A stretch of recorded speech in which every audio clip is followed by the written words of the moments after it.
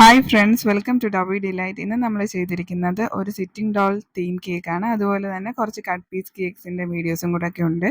അപ്പോൾ എൻ്റെ channel subscribe ചെയ്യാത്തവരൊന്ന് സബ്സ്ക്രൈബ് ചെയ്തൊന്ന് ഷെയർ ചെയ്തേക്കണേ. അപ്പം നമുക്ക് വീഡിയോയിലേക്ക് പോവാം. ഇതൊരു 2 kg സ്പാനിഷ് ഡിലൈറ്റ് കേക്കായിരുന്നു സിറ്റിംഗ് ഡോള്.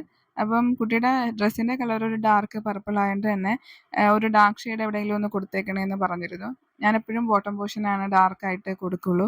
നമ്മൾ ടോപ്പ് പോർഷൻ ഡാർക്ക് ആക്കുവാണെങ്കിൽ നമ്മൾ കട്ട് ചെയ്യുമ്പോഴും അല്ലാതെ ഒക്കെ ചെയ്യുമ്പോഴേ കട്ട് ചെയ്ത് കഴിക്കുമ്പോഴൊക്കെ കയ്യിൽ പറ്റും.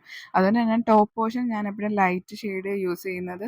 ഡാർക്ക് പോർഷൻ ആക്കുന്നത് എപ്പോഴും ബോട്ടം ആയിരിക്കും. ബോട്ടം ആകുമ്പോൾ നമുക്ക് എയർ ഗൺ വെച്ചിട്ട് ആ ഒരു കോട്ടിങ് മാത്രം കൊടുത്താൽ മതി. ഇൻസൈഡ് വൈറ്റ് ക്രീം തന്നെ ആയിരിക്കും.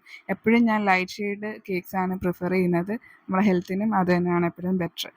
അങ്ങനെ ഞാൻ കുറച്ചൊന്ന് ഡാർക്കാക്കി താഴെ പർപ്പിൾ കൊടുത്തു, മുകളിൽ ലൈറ്റ് ഷെയ്ഡ് തന്നെ കൊടുത്തു.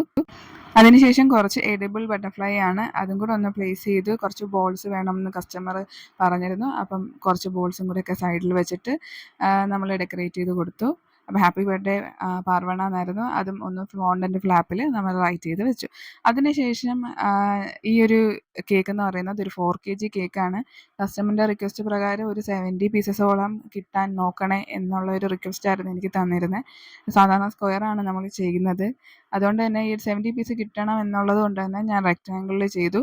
എന്തായാലും അത് സക്സസ് ആയിരുന്നു. നമുക്ക് 77 പീസസോളം ആ ഒരു കേക്കിൽ കിട്ടി. അങ്ങനെ ഈ കേക്കിൻ്റെ ഫൈനൽ ലുക്ക് ഇതേപോലെ ആയിരുന്നു. കുറച്ച് കപ്സും ഒക്കെ ഉണ്ടായിരുന്നു. പാർട്ടി കേക്കായിരുന്നു. അപ്പോൾ ഇന്നത്തേക്ക് ഇത്രയേ ഉള്ളൂ വിശേഷം. അപ്പോൾ മറ്റൊരു നല്ല വീഡിയോ ആയിട്ട് കാണാം. അതുവരെയും ബൈ.